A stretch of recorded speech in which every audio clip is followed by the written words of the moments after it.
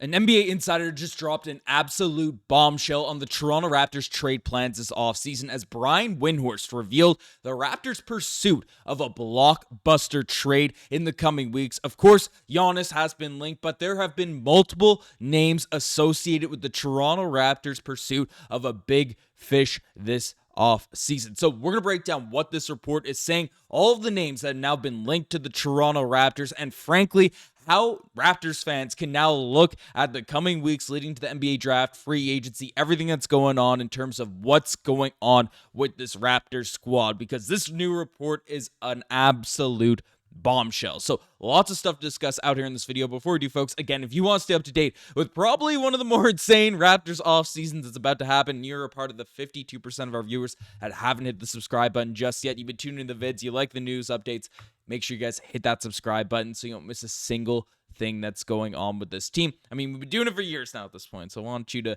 join along for the ride so we can continue this wave as we enter a new era of Toronto Raptors basketball. But let's jump into it because, frankly, we've heard the rumblings, we've heard the rumors, we've heard everything in regards to Masai Ujiri's pursuit of bringing in top-tier talent. We heard it leading into the trade deadline, and that ended up leading to a Brandon Ingram acquisition. And now those same rumblings have been dialed up another level with this recent report from NBA Insider Brian Windhorst. As essentially, I don't want to get too afield from this, but since it has come up, the Toronto Raptors are a team that is starting to make noise within the league about looking for a big fish. Now, this is very interesting, as Brian Windhorst, of course, one of the most respected insiders in the entire NBA in terms of things like this. You know, the big meme about the Donovan Mitchell, Rudy Gobert trades. Brian Windhorst is on top of that. He's always on top of these types of things. And frankly, there were these types of updates leading into the trade deadline, which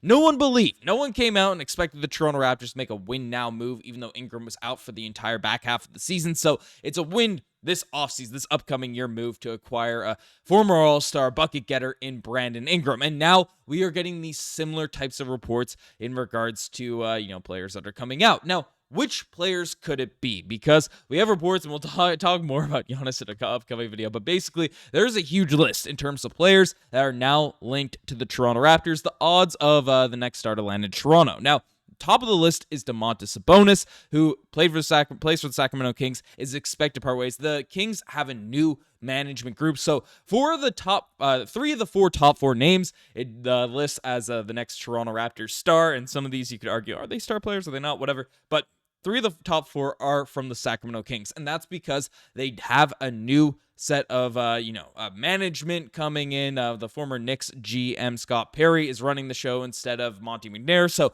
expectations are they're going to blow up their roster. So Sabonis, Levine, and DeMar DeRozan are in the top 3 of 4. We've already talked about DeMar a ton on this channel. Sabonis as well, briefly, as the Raptors have been linked to him a little bit. Of course, Domantas Sabonis is very good at basketball. Do not get me wrong. 19 points per game, 14 rebounds, 6 assists. Offensively would be an absolute upgrade over what we have currently in the front court right now in Jakob Poeltl. He spaces the floor very well. He's a great facilitator, and I think is one of the more underrated players in the NBA. Defensively, he's not much of a rim protector. Honestly, he's more of a 4 than a 5. Watching different Kings games and stuff, that's what a lot of Kings fans are saying about his positioning. So Sabonis would be a very cool acquisition, would fit in nicely, especially on the offensive end, would provide some more floor spacing for the Toronto Raptors. But if we're talking big fish, if we're talking big names, of course the name everyone is interested in is the second guy on this odds list is Giannis Antetokounmpo, who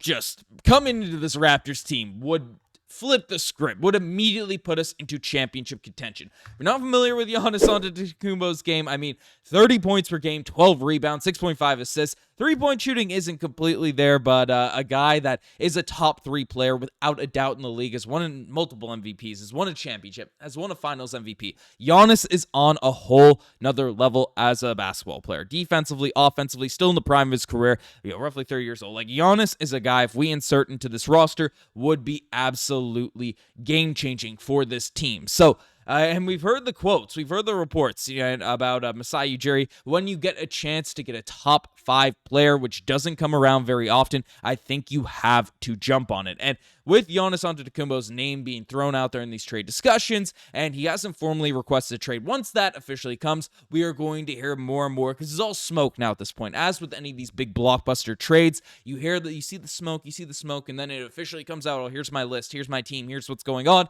and then everything happens all at once. We are hearing the smoke. All signs are pointing to a Giannis trade request coming, because the Bucks don't have draft picks. They have a bunch of aging players. His co-star Damian Lillard isn't even going to be able to play next season with his torn Achilles. They made a little, swing for the fences in acquiring Kyle Kuzma last year, and that's been a disaster class of a pickup.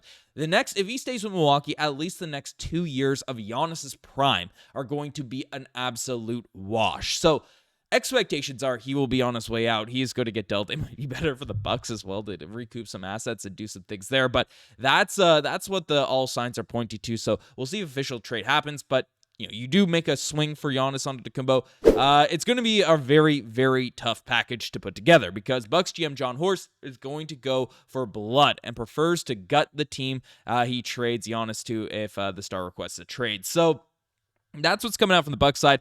John Horst, who's managing the team down there in Milwaukee, he just got an extension, so he has free reign to really just go crazy with any type of Giannis deal. So it's going to be a very intense trade negotiations as these things perk up. We'll talk more about Giannis over the course of the next few videos, there's so much reports dropping. But in terms of this list, there's so many names. DeMar DeRozan, Zach LaVine, I'll touch on them briefly because, again, these are very gettable players out there on the market. Zach LaVine, 23 points per game, 4.4 rebounds, 4 assists. A good basketball player, redeemed his value a lot last season, staying healthy, being a scorer, but not the exact player that I'd be super interested in bringing. Now, he would complement this team as is, whether you're getting Giannis or not, in terms of the offensive end. He, is a better shooter than RJ Barrett. He's a better three-point scorer, and that's the spacing you want around a team that has Scottie Barnes and some defensive players out there on the team. But still, in terms of age, in terms of health, in terms of things that are going on, I'd still rather RJ Barrett, especially with the contract situations that have happened. So there's that, and I've already talked enough about DeMar DeRozan, how while I'd love to bring him back, I'd love for him to be on this team in a vacuum, his contract doesn't make sense. And again, you have to deal away RJ Barrett in order to make that move happen, which I'm just not that bullish on. So that's those guys. In terms of the rest of the list, KD's out there on the list, which would be interesting. Of course, down at the bottom, Devin Booker, Ja Morant, Nikola Jokic. You get Jokic, that's even more intriguing than Giannis there. So that's some interesting names. Jamal Murray is an interesting piece, just given the fact that he is Canadian. He has had those crazy high highs, but in terms of what the Toronto Raptors need right now, they need a guy that, sees it in, sees it out, that's going to be able to provide a little more. But I guess playoff time, Jamal Murray could take it to a whole other level, but is on a very expensive contract. Drew Holiday would be a very gettable player. Lauri Markkanen hurt his trade value a little bit over the course of the offseason. So there are a lot of interesting names that are going to be available for a trade out there in the offseason. The Raptors have the pieces to package together a big move, and the reports are true. If it's coming from Brian Windhorst, the Raptors are big fish hunting. So we'll see if the team is able to go out and get one of these deals done. But we'll keep you up to date on all of the latest updates. I'm hitting my microphone at the end of this. Apologize. That hurts people's ears, but I appreciate every single one of you. Anyways, I'm signing out. Cheers.